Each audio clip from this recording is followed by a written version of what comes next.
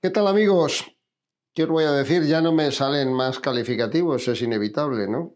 Os voy a decir de la nueva victoria de Tadej Pogačar, que ha cumplido con rigor, de manera escrupulosa, el pronóstico que le señalaba como gran favorito para ganar la Lieja-Bastoña-Lieja, la decana del ciclismo mundial, la carrera que cierra el abanico, espectacular abanico de clásicas que hemos vuelto a disfrutar en el presente curso. Era la última y a partir de aquí habrá que empezar a pensar en los grandes tours, en las grandes vueltas por etapas.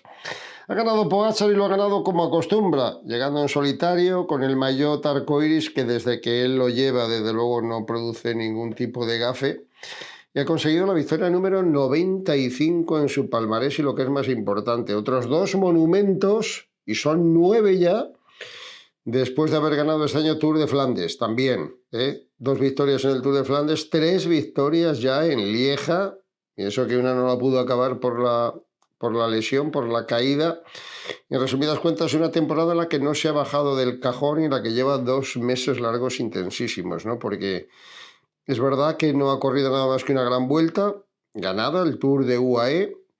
Es verdad que en alguna ocasión ha sido batido, Milán-San Remo, que era más que factible, París-Roubaix, la última más anecdótica si se quiere, Amstel Gold, pero a la hora de la verdad ha sido una vuelta por etapas y 7 clásicas sin bajarse del podium.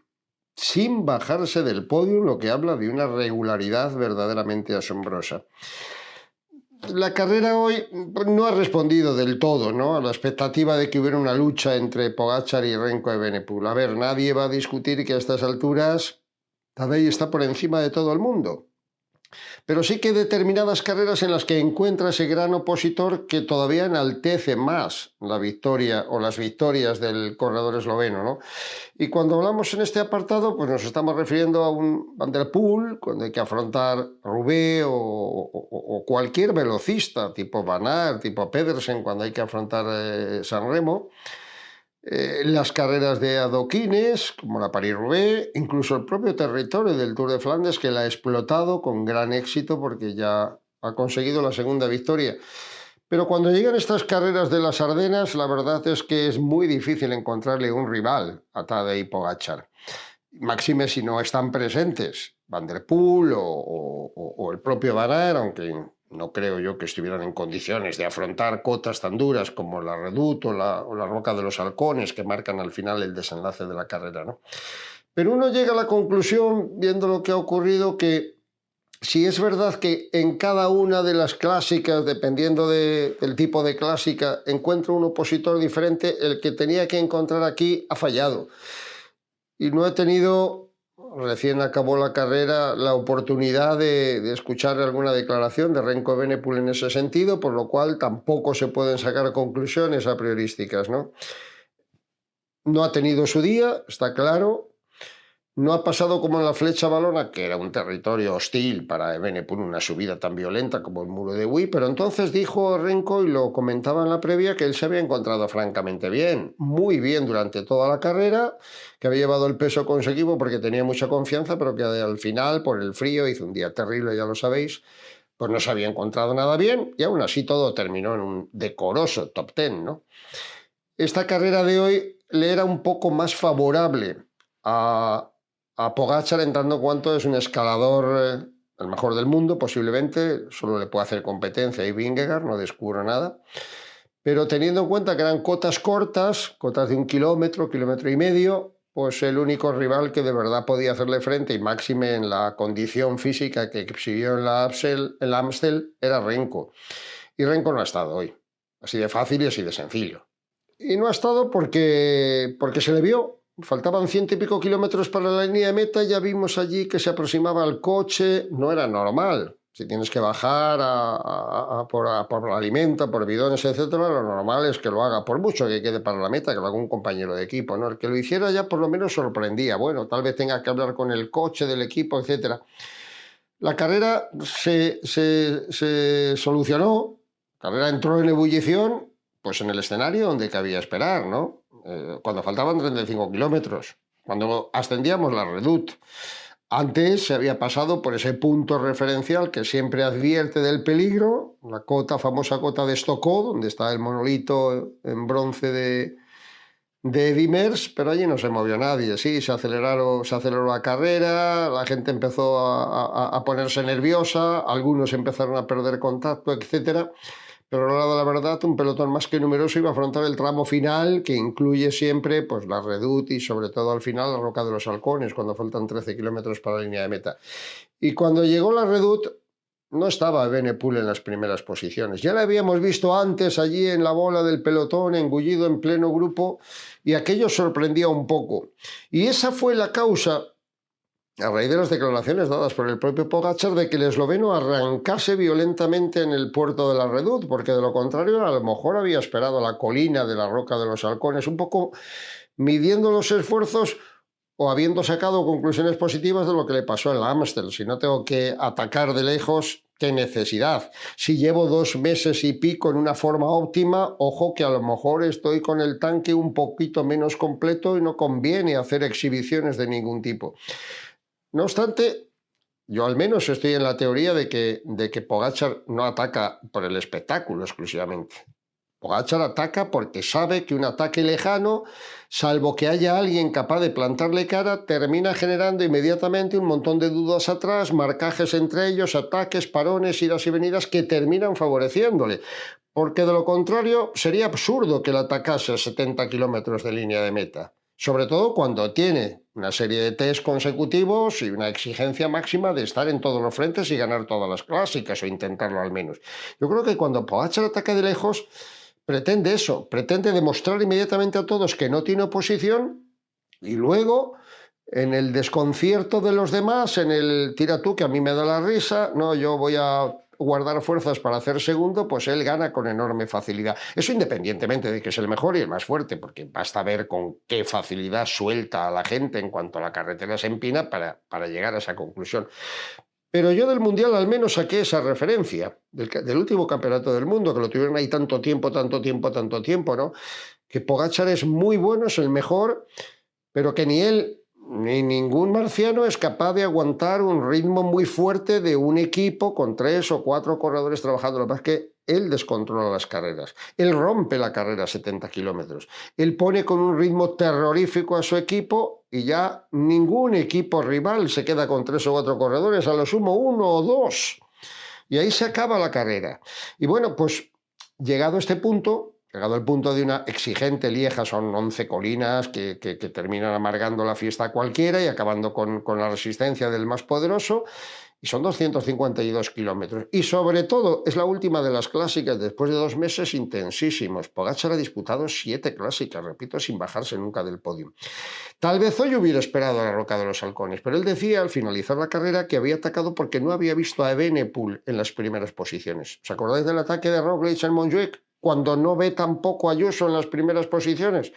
Pues aquí vino a ocurrir un poco lo mismo, con lo cual hay que despejar casi siempre ese planteamiento de plan A o plan B, va a atacar aquí o va a atacar allá. Es la carrera la que te va diciendo dónde están tus rivales, cómo están y cuál es el momento oportuno. Puedes tener una idea aproximada al comienzo de la prueba, pero luego ni siquiera eres consciente de dónde vas a estar con buenas piernas o en buena condición para lanzar ese ataque, o si llevas el tanque más justo o menos justo y puedes hacer 60 kilómetros o tienes que reducirlo a 20.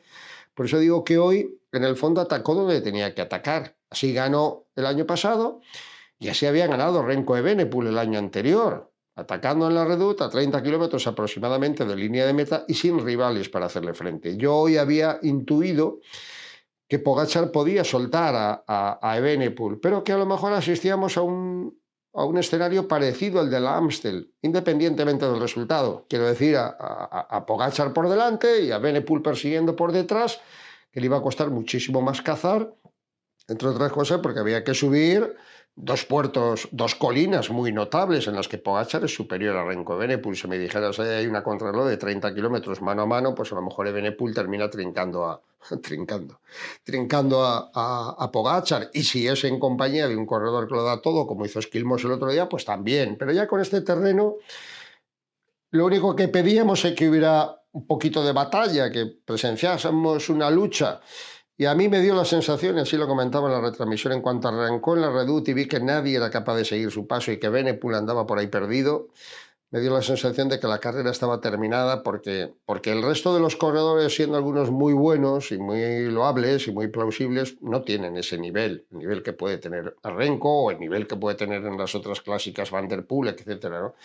Con lo cual, pues se decidió la carrera, pegó otro festival formidable, llegó en solitario, recordatorio, me imagino que para para la madre de Urska Zigar, su pareja, la suegra que falleció precisamente hace 2 años cuando no pudo correr la Lieja y al final pues la sensación, no, cuando no pudo correr la Flecha Valona. Y al final la sensación de que es el señor de las Ardenas, ¿no? Es el señor de cualquier recorrido, pero aquí es intratable. Tendrá muchas dificultades para ganar Milán-San Remo, tendrá muchas dificultades para ganar París-Roubaix, se lo pueden poner difícil en el Tour de Flandes, pero en este tipo de clásicas como en Lombardía, donde ya acumula 4 victorias, intratable. Total.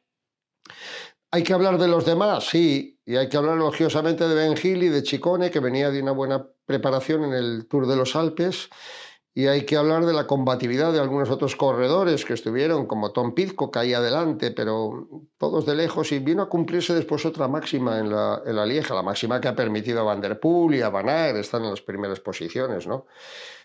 Que cuando se marchan los más fuertes, luego detrás no acaba de haber ni sentido de caza ni oportunismo, se termina formando un grupo y llegaron más de 40 corredores en el grupo perseguidor, una clásica de esa dureza, de esos desniveles descomunales que tiene, ¿no?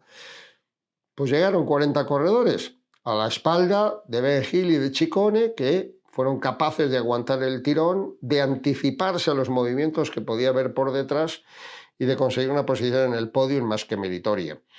Ganó, y ahí tenéis la clasificación, Pogačar con 1-3 sobre Ciccone, que le ganó al sprint a Ben Hill, y 1-10 sobre ese grupo de 40 en el que entró Simone Velasco, con Tibonis, con Bajoli, con Daniel Felipe Martínez, séptimo, muy buen puesto y buena expectativa de cara al Giro, con Logans, con Pidcock, que estuvo muy combativo, y con Poules, que terminó en 10º lugar. En ese grupo cabecero estaban Aramburu, Adrià, Bilbao, Carlos Rodríguez, Buitrago, O'Connor, que cedió un poquito al final porque estuvo trabajando para la posible llegada o embalaje de Michael Matthews.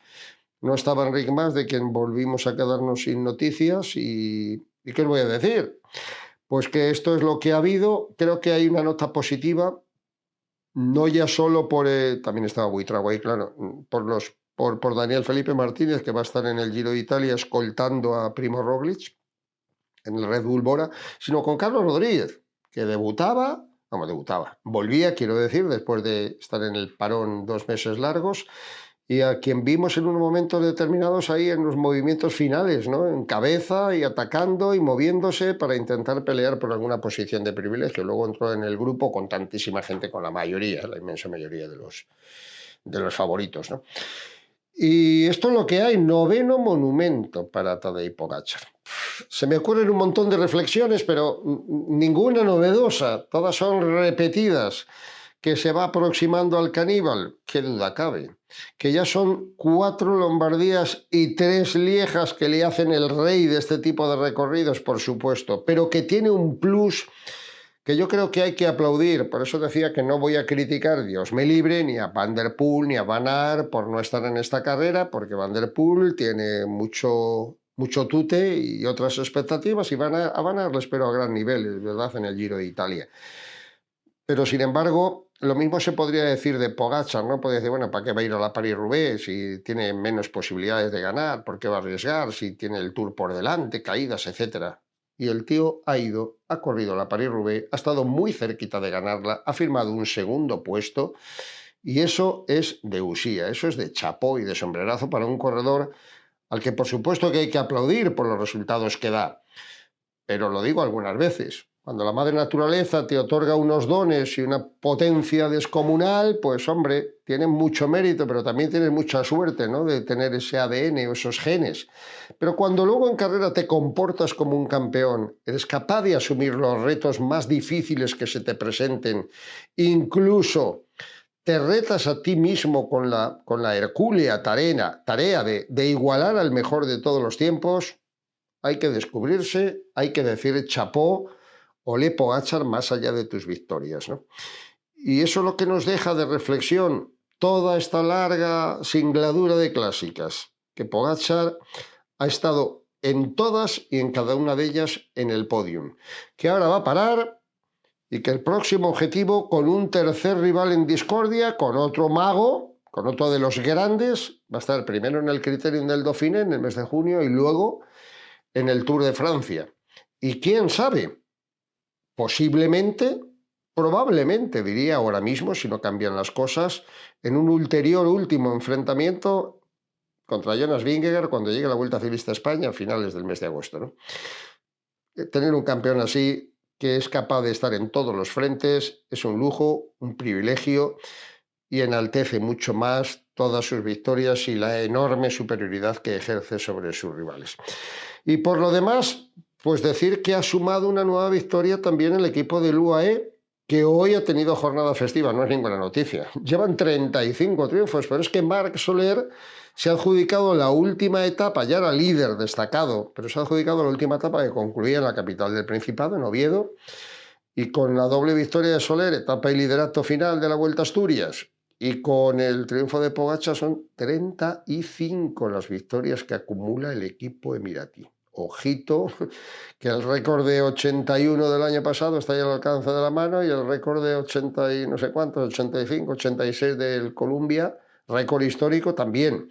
Reto bonito para un equipo que afrontará, como todos nosotros, la próxima semana. Antes de eso, recordar la victoria de Kimberley Pienaar, la corredora de Islas Mauricio, que ha ganado hoy también la prueba femenina, donde vimos una Demi Vollering ansiosa, inquietante, expectante, pero al final fue la corredora del equipo de la Sudal la que consiguió el triunfo después de haber ganado en ser quinto en San Remo, quinto en Flandes, esta en la Flecha Valona.